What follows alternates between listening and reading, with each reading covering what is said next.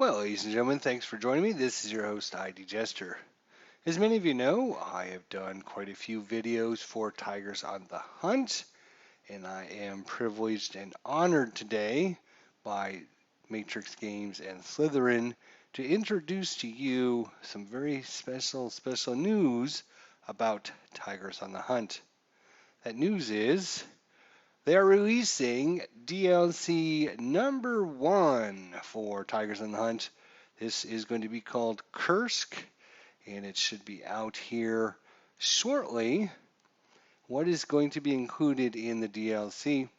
Well, what's going to be included is something that a lot of players have been asking for, and then some. We are going to be getting 3 full-length campaign scenarios. So those campaign scenarios all have to do with Operation Citadel on the East Front action in 1943 between Germany and Russia. We have campaign game number 001, Pestle Bridgehead, campaign game number 002, Slaughter at Prokhorovka, and campaign game number 3, Bleed White. So again, I'm honored and privileged to bring you some information about these today and introduce to you the first DLC for Tigers on the Hunt.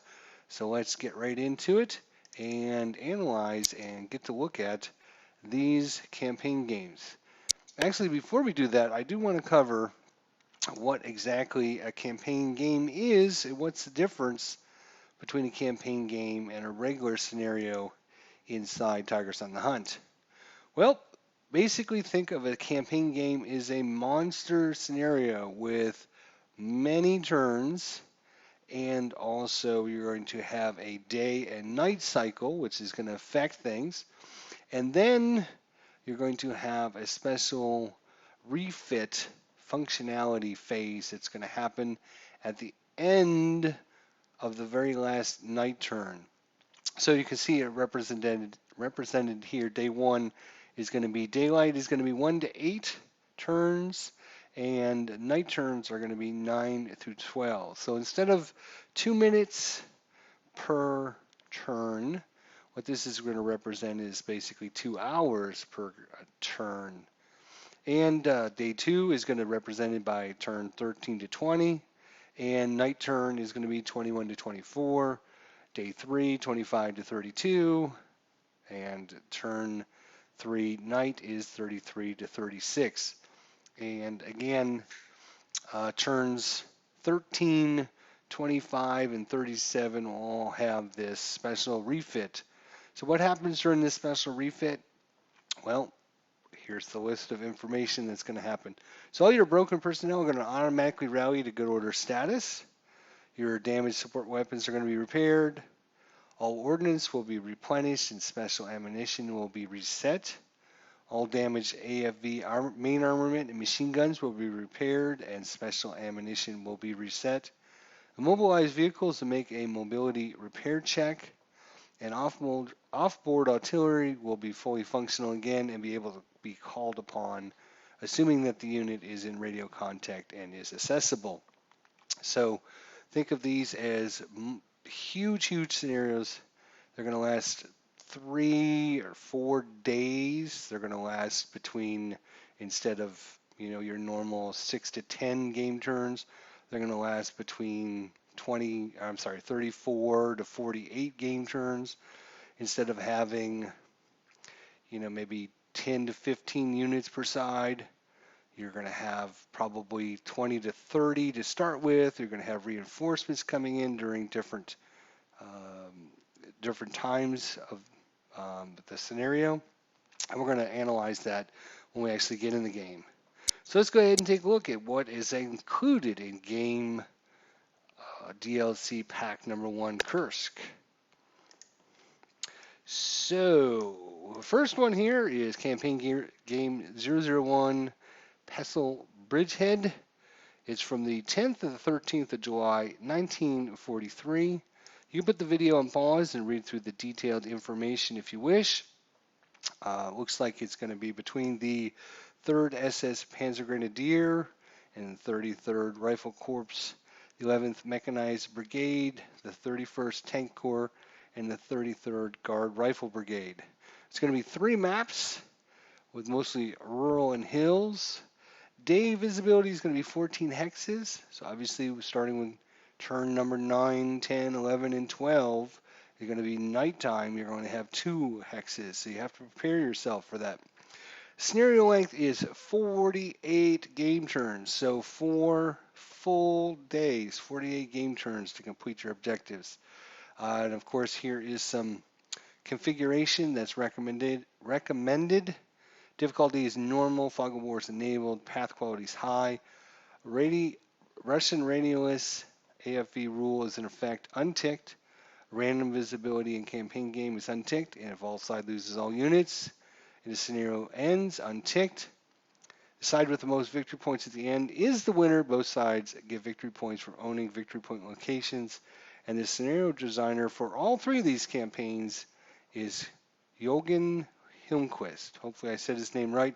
I know he probably spent a lot of time and effort putting these together for everyone out there. So we're going to start, and we're going to go into normal, enabled, high. We're going to untick all of these, and you'll be ready to go, just like that. So let's take a broad overview of this map, this wonderful map. So we're going to just bring on our little jump map here so you can see how big it is.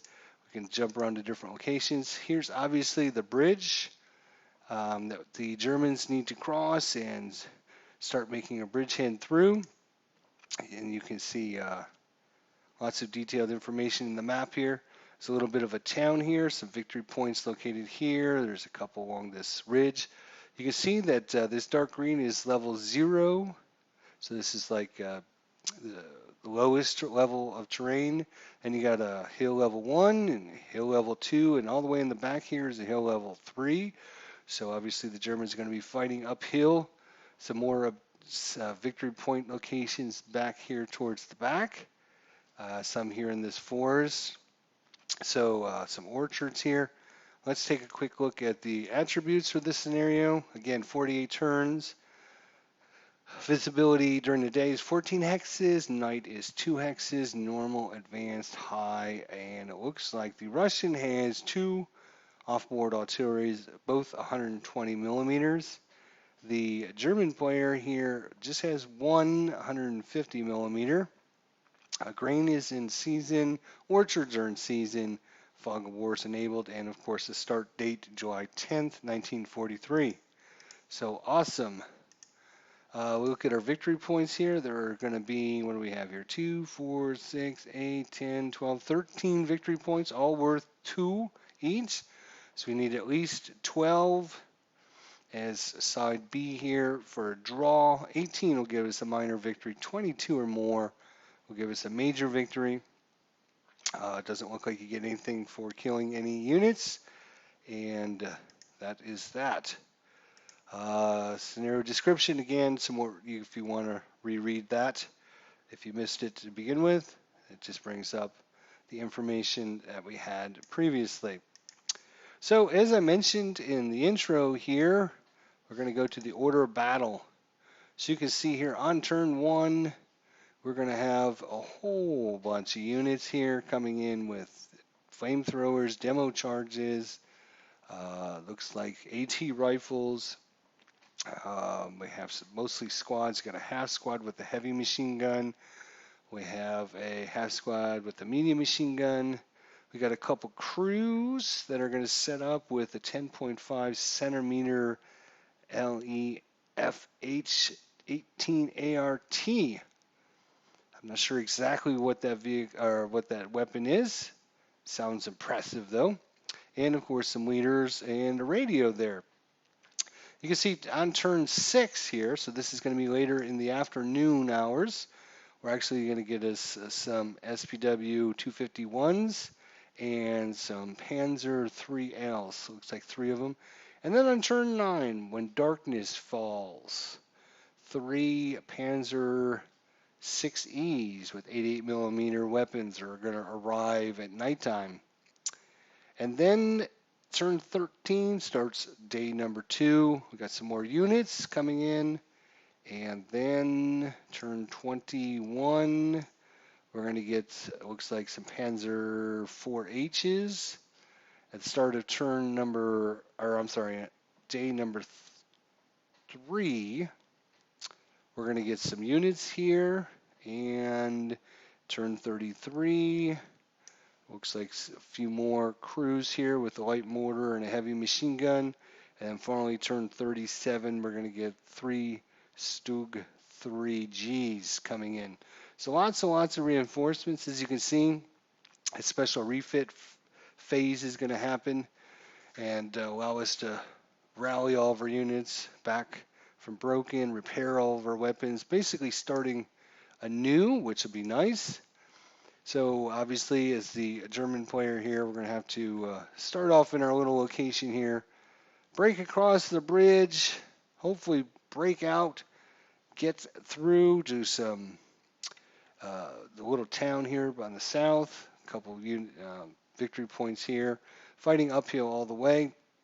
Some trenches here for the Russian player to hide in, plus some different locations. This building up here on the top of the hill, shooting down into us. It's going to be hard getting across all of our units across this bridge. It's going to be quite a task. Being a campaign game, you got plenty of turns to accomplish it. The thing is, you don't want to waste your units needlessly. You want to be kind of more cautious and more deliberate in what you're trying to do. You don't need to be as haphazard and as gung-ho. You can see, in a normal campaign, could make this, and over here, if I just move my units 2 turns, but I got 40, what did I have, 48 turns? Yeah, 48 turns to make it. So I got plenty of time. I just need to keep my units in good order and not rush. So that'll be important to know. You can see here some trench lines here and those hills we talked about. I was actually able to find a couple of maps here that kind of show you what's represented by this scenario here on the internet. Obviously, all 3 of these campaigns are from well-known battles from throughout history. There's been quite a lot of information and detailed information about this. You see here, again, this isn't the best map, but you can kind of see what's represented here. Obviously, the bridge, the river and the bridge here, crossing over, and here's the hills going up, hill 226.6, and kind of interesting there. Not only that, but I was able to actually find a couple pictures of somebody had posted some pictures of different locations here.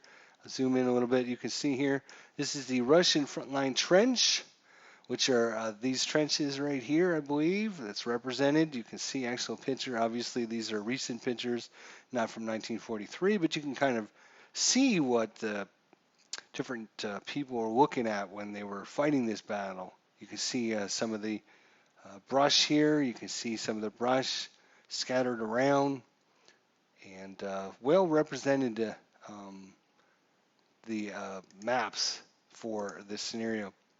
So look forward to a nice long 4-day campaign here. Lots of information, lots of different units to play with. You got off-board artillery and everything. So that's pretty exciting for anyone out there that's a Tiger in the Hunt fan looking for a monster scenario, something that's going to take some extra time and effort to try and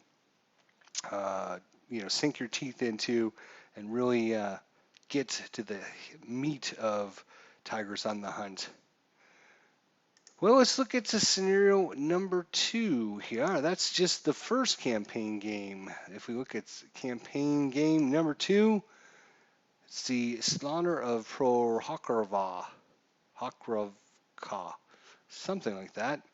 And this is going to be the 10th to 12th of July, 1943. Again, you can put it on pause here to read through the information.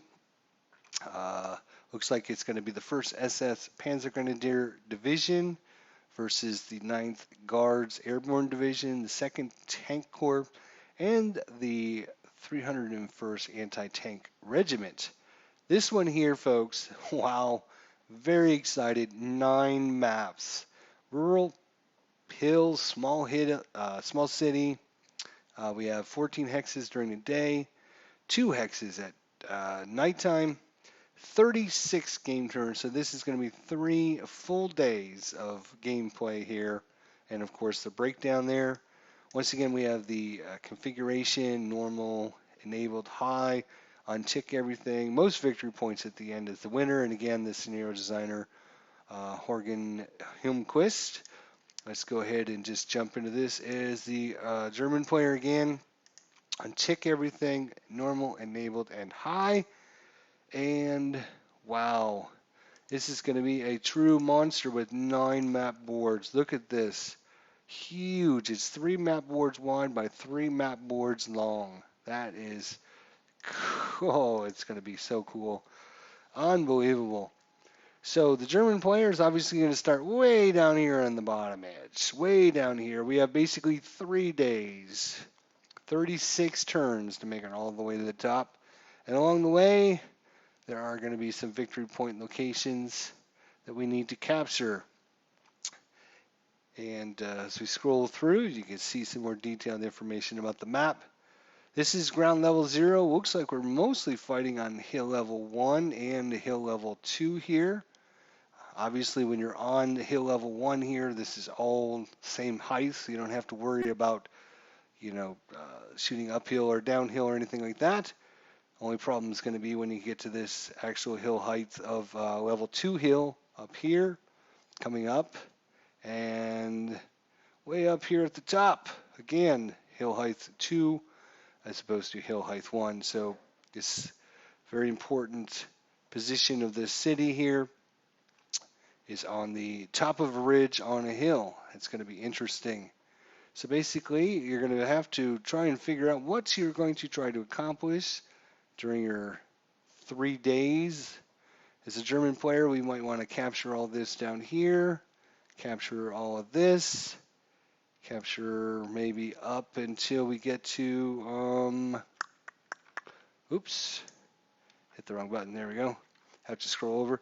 So maybe get up to the crossroads here on day number 1, capture this, and all this part to the south here, day number 1. Day number 2, we're going to try and get all these victory points, break through this location, and get surrounding this hill.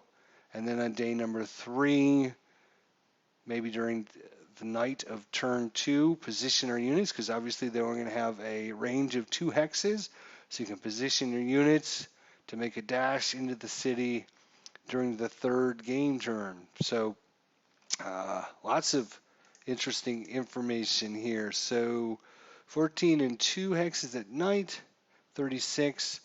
No offboard artillery for either side. And grain is in season, orchards are in season, fog of war, and of course July 10th, 1943.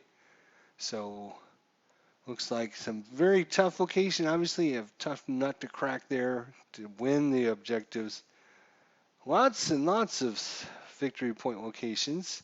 In fact, we need 40 points just for a draw. We need 50 points for a minor victory, 60 points for a major victory. Again, no points for killing other units, which is awesome. And again, here is the scenario description if you missed it to begin with. All right, now, last but not least, let's take a look at our order of battle. So you can see here on turn 1, we have a ton of units, some leaders, some AT rifles, medium machine guns, light machine guns, and we start off with some Panzer 4F2s and looks like some Panzer 4Hs. So a group of about 9 tanks there and a whole bunch of units. And then on turn number 2, we're going to get some Panzer 6Es with the 88 millimeters, 2 of those, and 3 Stug 3Gs. So 5 more vehicles. So lots of armor in this battle, obviously. If we go back, And then nothing throughout the rest of the day, but on turn 13, which is the start of day number 2, whole bunch of more units coming in with light machine guns, medium machine guns, flamethrowers, demo charges, and a couple more leaders. Then we have some more Panzer 4Hs and some more Panzer 6Es. Excellent. And then on turn 14, we get some Stug 3Gs, a Stug 42, and some SPW 251s. Looks like there's 5 of them. So lots and lots to play with on day number 2. So hopefully we can break through that northern part.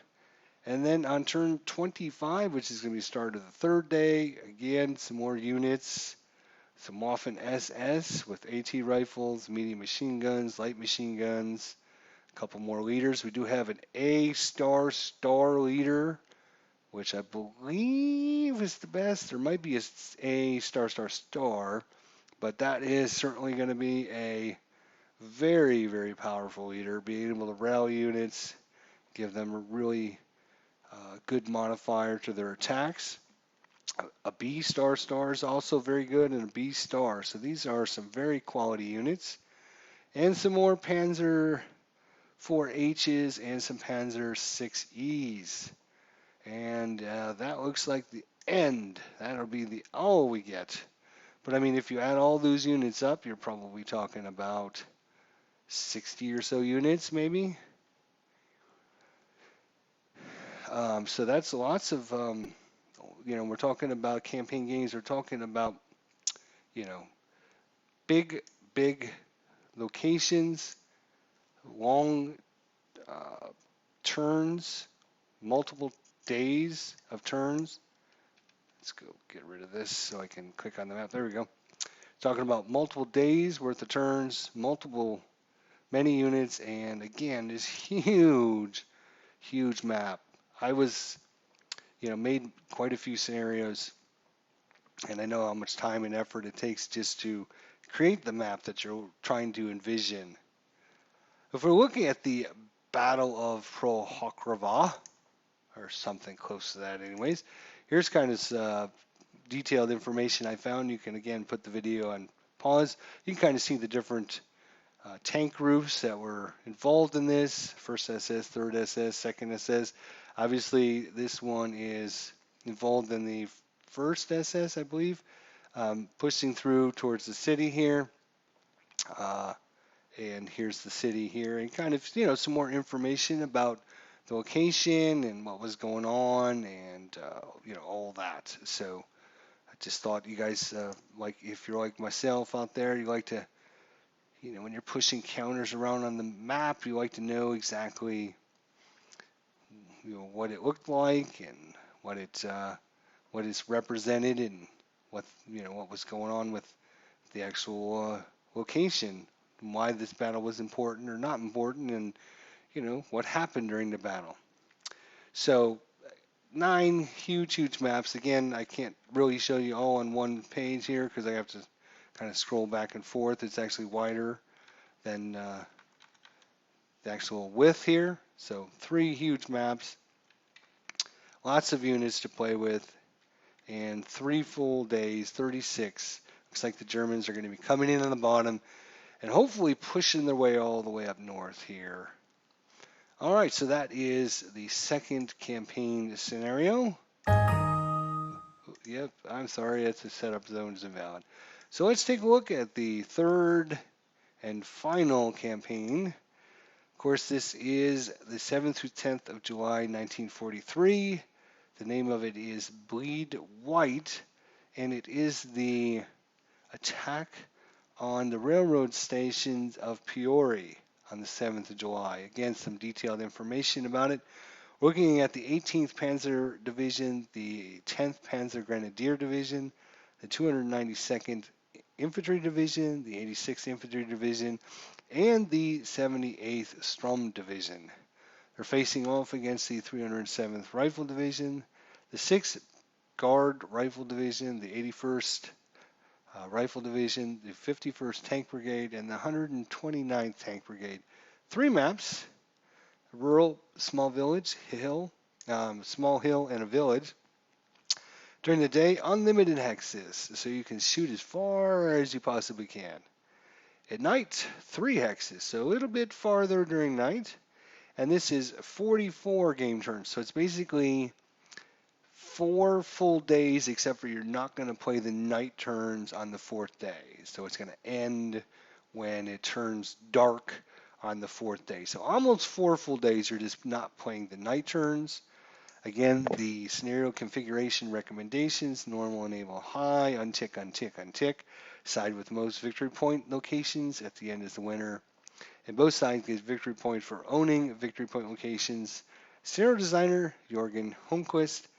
Again, I know for myself the amount of time it makes just to put the maps together, let alone adding units and adding multiple units, and oh geez. So really thank him for all the effort he put forth on this, and hopefully we're going to get to try this. So you can see here we have 3 map boards wide. If I scroll all the way to the right, just a few more hexes past this building. And if we zoom down, so you can see there's quite a range of opportunities to swoop in multiple directions here. You can flank them to the right, you can hit them head on, you can flank them around to the left. And each of these victory point locations is a well-known objective, uh, historical for this actual battle. I believe these 2 victory points here represents the school that was in the area at the time. This is the railroad station, I believe. There'll be more detailed information, I'm sure, when they release the DLC on what all these victory point locations are. But these are not just random victory points. They represent some very important and specific things. Again, you can find out a lot of information. These are well-known historical battles, and you can find out all the information if you just go to Google and type it in. But here is the Battle of Ponyri here, and kind of give you, again, some more detailed information about the different units that were there, and the significance of what was going on. And again, you could just put the video on pause and read to your heart's content there. Some very good information, obviously. So this is obviously what this scenario is representative. In this here, you can see quite a bombed out location here. Let's take a look at our different attributes here again. So 44 turns, so you're going to basically be playing 4 full days, but you're not going to be playing the night turns on that 4th day. Unlimited, 3 hexes, normal, advanced, high. Whew! The computer's got 200 millimeters and 150 millimeters. And the German player has 150 millimeters and an 80 millimeter mortar. So lots of off-board artillery for both sides. The last scenario we looked at, campaign scenario, didn't have either. So if you like off-board artillery or don't like it, you can choose one of the other campaign games. Grains are in season, orchards are in season, fog of war, July 7th, 1943. And lots and lots of units. I see that. So we're going to see what kind of units comes. Again, go to our battle of order. So on turn 1, whoo boy, look at that. Whole bunch of good stuff. Units, light machine guns, medium machine guns, squads, flamethrowers, demo charges, different kinds of units. Looks like we have first line, we got Farschenjagers, we got some leaders there. We got some medium machine guns. I wish to put this down. Can I please? I'm just going to move this out of the way just for a second so I can. Yeah. I just want to click there. Thank you. All right, so what else do we have here? So different kinds of leaders and more machine guns, some first line squads, and of course some radios. And then we're going to start off with some SPW 251s, some Panzer 3Ls, and some Panzer 3Ns, and then a Panzerjäger Tiger, and some Stug 3Gs, and another Stug Panzer 4, looks like. And then when night falls on the day one, we're going to get us some more squads and some more SPW 251s. And then the start of day number 2, we're going to get us a whole bunch of more squads, some light machine guns, medium machine guns, AT rifles, some more leaders, demo charges, assault engineers, and then some Panzer 4Fs, F2s actually, and then a Panzerjäger Tiger, Stug 3Gs. Wow, some more goodies to play with. And then the start of day number 2. I'm sorry, day number 3, turn 25. It's going to be some more squads, some more units, some more Stugs, and then some more units coming in on turn 37, flamethrowers, and a few more Panzer 4F2s and some Panzer 3Ns. So, as you can see, quite a few units, very nice. You're going to be starting off with a lot of units, which is always a nice thing. Problem is going to be, I foresee, unlimited visibility. So unless you're covered up by anything, you're going to get shot at in this scenario, and assuming you have the range. So it's going to be obviously very important for the German player to try and get into some cover here, and not take too much of a beating right off the bat. He does have those AFVs to move up and try to break some of these units, hopefully, or have them, remove them, destroy them. Kind of cover is kind of sparse, as you can see here, as they pull into Ponyri there. And I think this is the railroad track. It's not an actual paved roadway. This paved roadway is supposed to represent the railroad track, and this is, I think, the railroad station, obviously. Pretty cool. That looks exactly like what I would envision it to be. So great job on the scenario design. Victory points located all over the place. So very, very excited to bring you some information about DLC number 1 for Tigers on the Hunt. Kursk, 3 massive, huge, multi-day, multi-unit, multi-map campaign scenarios for Tigers on the Hunt. Look very, very excited to it. And in honor of DLC 1's release, I plan on doing several live streams once the DLC is available. So be sure to watch the publisher's website, Slytherin and Matrix Games, to keep tabs on when those dates will arrive. But hopefully we'll get some live stream and we'll actually get some gameplay in and see if we can get you guys to see exactly how these campaign games work, and get some turns in and show you guys how awesome these scenarios are going to be, and how deep and rich and exciting they are. Playing a campaign game is nothing like playing a regular scenario. You got your units here that make it through day 1. You're going to fall in love with them, and you're going to cheer them on, and you're going to root for them. It's just not a counter anymore. These are guys that live through day number 1, and then when they live through day number 2, those units are like your heroes. Being able to make it through 2 days of combat and you don't want anything bad to happen to them. So it's different than just a regular scenario. It's quite interesting. So look forward to the DLC Kursk.